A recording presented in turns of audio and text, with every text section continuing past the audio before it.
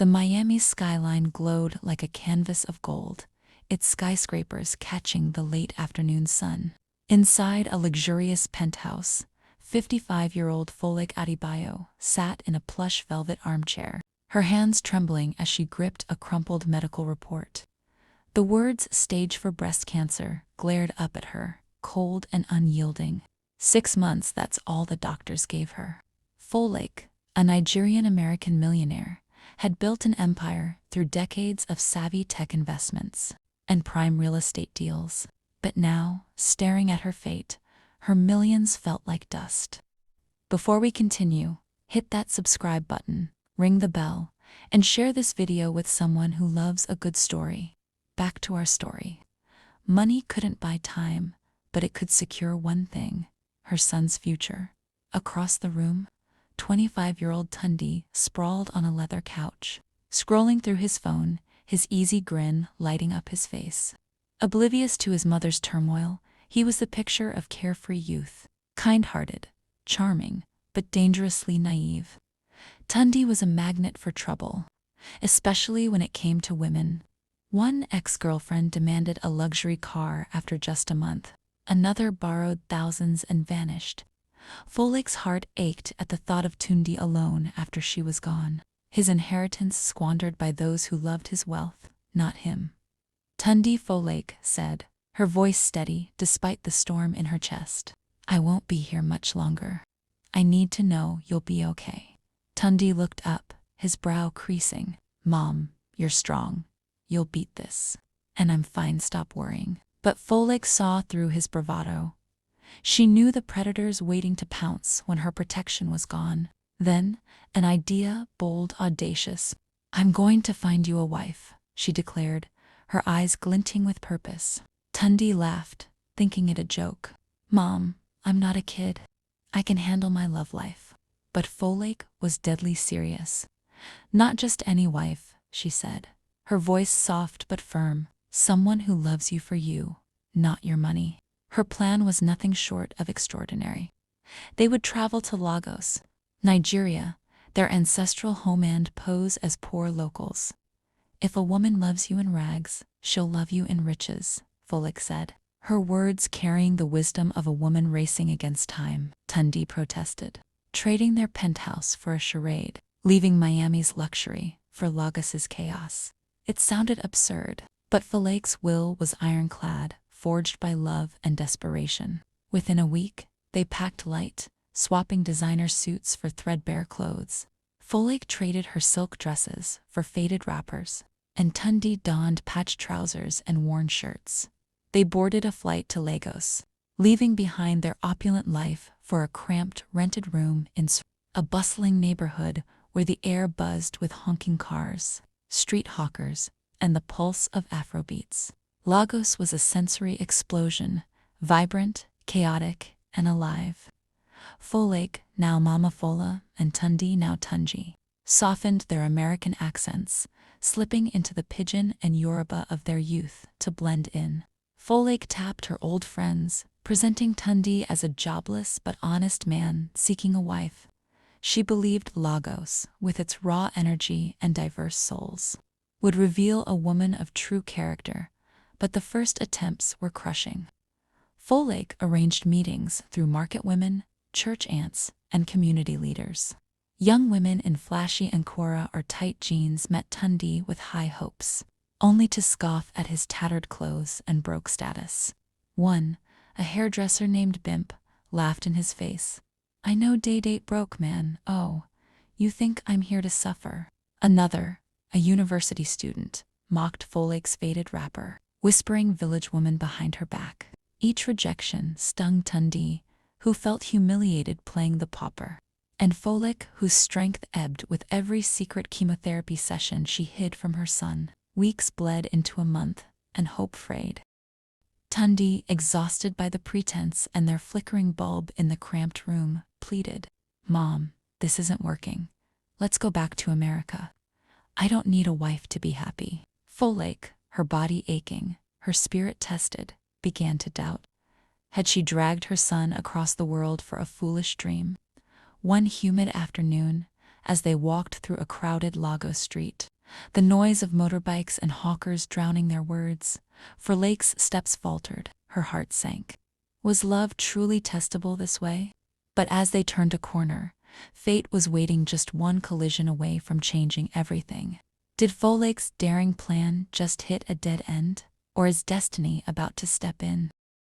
Surulere streets thrummed with life, a river of people weaving past stalls sizzling with suya and roasted corn. Lake and Tundi walked side by side, their steps heavy with defeat after another fruitless day. "We've tried, Mom," Tundi said, kicking a pebble along the cracked pavement. "These Lagos girls only want money. Let's book our flights." Lake sighed, her faded wrapper clinging to her sweat-soaked skin. "Maybe you're right," she admitted, her voice nearly lost in the roar of a passing Okada. The weight of her illness pressed on her chest, a ticking clock she couldn't ignore, but a flicker of hope still burned as they navigated the crowded pavement. Lake, lost in thought, didn't see the two young women approaching. A sudden collision sent her sprawling to the ground, her wrapper tangling around her legs. Pain shot through her knees, and she gasped. Clutching the pavement above her stood a woman in a tight red dress, her face twisted in irritation. "Old woman, you know day, sea road," she snapped, her voice sharp as a whip. "Watch where you day go, Abig." Lake, stunned, stayed down, her heart pounding. Tundi rushed to her side, his eyes blazing. "You pushed her," he accused. But the woman Chinyun, as her friend called, her rolled her eye. Before Tundi could escalate, the other woman stepped forward, slender, dressed in a simple blue skirt and blouse. Her eyes radiated kindness. "Chinwe, stop it," she scolded, her voice cutting through the heat like a cool breeze.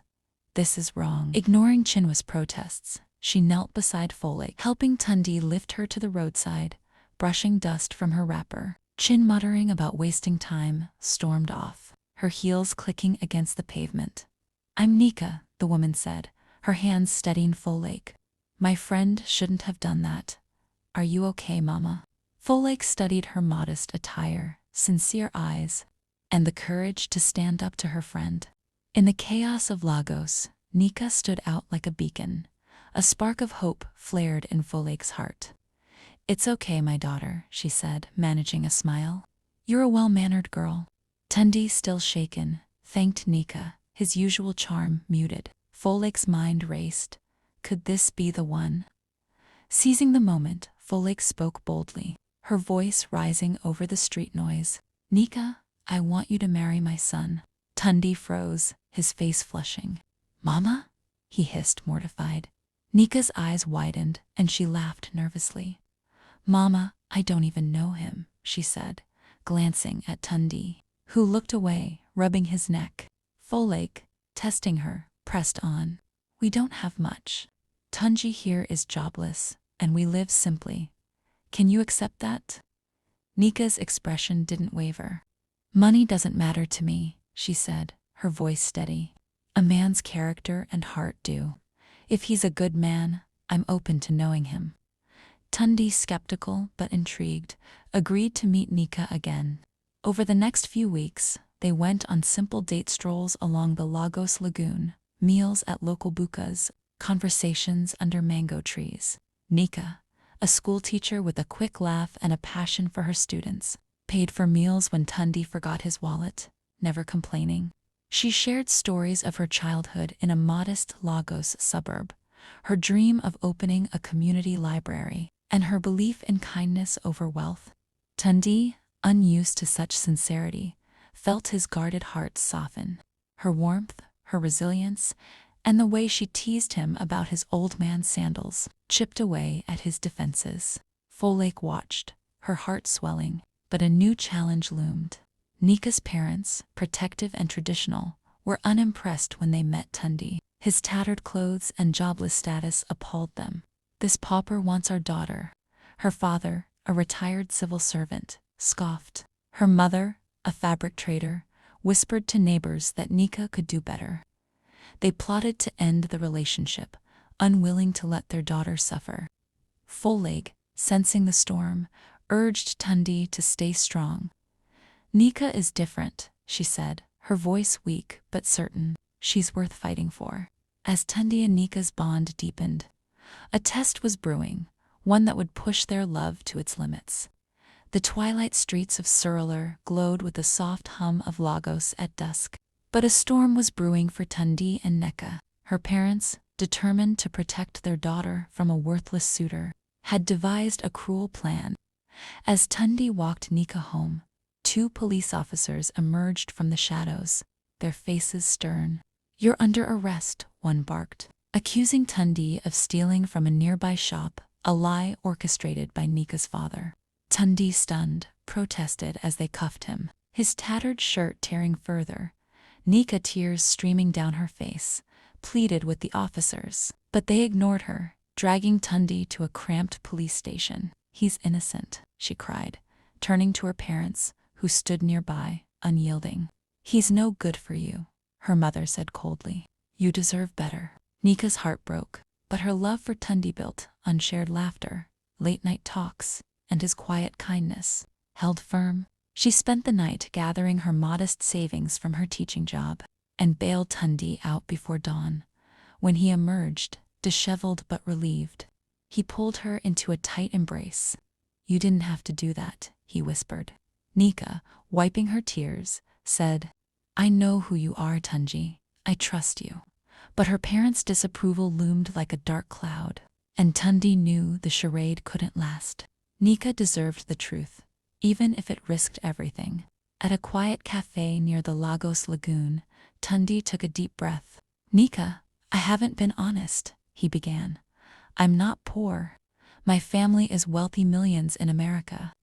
We came to Lagos to find someone who'd love me for me, not my money." Nika's face fell, her eyes glinting with hurt.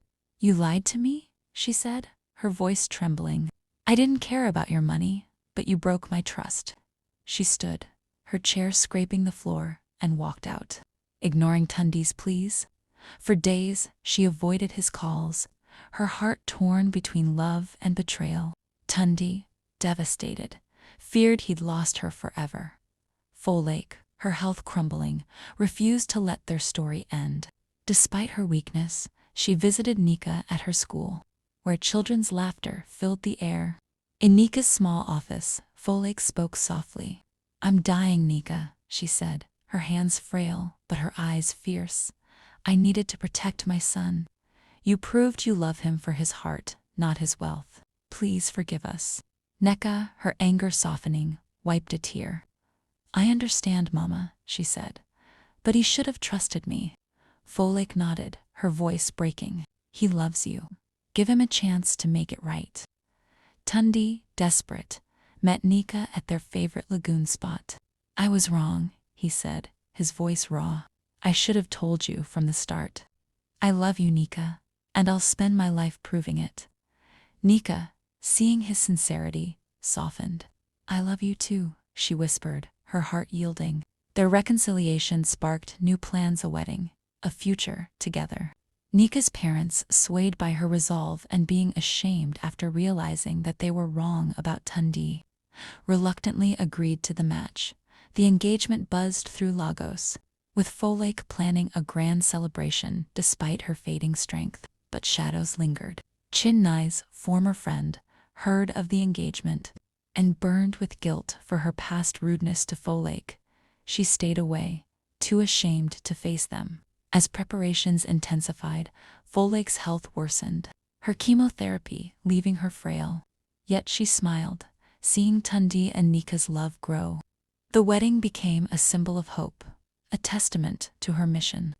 The wedding was a spectacle, held at Lagos's grandest venue, a sprawling hall draped in white orchids, golden chandeliers, and cascading Ankara. Thousands gathered: local chiefs, market women, Folake's American associates, and Nika's students, their faces bright with excitement. Nika, radiant in a beaded gown that shimmered like starlight, walked down the aisle, her eyes locked on Tundi, dashing in an emerald green egbada. Folake, frail in a wheelchair but glowing with pride, watched from the front row, her heart full despite the pain coursing through her. The couple's vows, simple yet profound, echoed their journey. Love tested by deception, proven by truth, and sealed by forgiveness. The reception was a vibrant celebration of Nigerian culture. Tables groaned under platters of jollof rice, a live band played afrobeats, and guests danced, their gel headtees bobbing like colorful birds. Folake, her strength fading, gave a speech, her voice trembling over the microphone. "Nika, you're the daughter I prayed for," she said, tears streaming down her face. "Tundi, you've found your home. Love each other always." The crowd cheered. But Folake slipped away quietly, her energy spent, her heart content that her mission was complete. Tundi and Nika moved to Miami, building a new life. Nika, embracing her role as a wife, continued teaching, opening a community library with Folake's foundation funds. Folake passed peacefully weeks later, surrounded by family, her legacy secure in Tundi and Nika's love. Chinne, hearing of the wedding, sent a letter of apology, which Nika graciously accepted, inviting her to visit someday. The couple's story spread, a tale of love triumphing over wealth and deception, inspiring others across Lagos and beyond. In America, Tundi and Nika wove their Nigerian heritage into their new home, hosting cultural events that brought communities together. Tundi, now a devoted husband, Nika, his anchor, reminded him daily that true wealth lay in a heart that loved unconditionally. Their love, forged in the chaotic streets of Lagos, shone as a beacon, proving that no amount of money could rival a bond built on trust. That's the end of a mother's mission, a story of love, sacrifice. What did you think of Tundi and Nika's journey? Share your thoughts in the comments. Like this video, and subscribe for more gripping stories. If this tale touched your heart, share it with someone who needs a little inspiration today. Until next time, keep believing in love that lasts.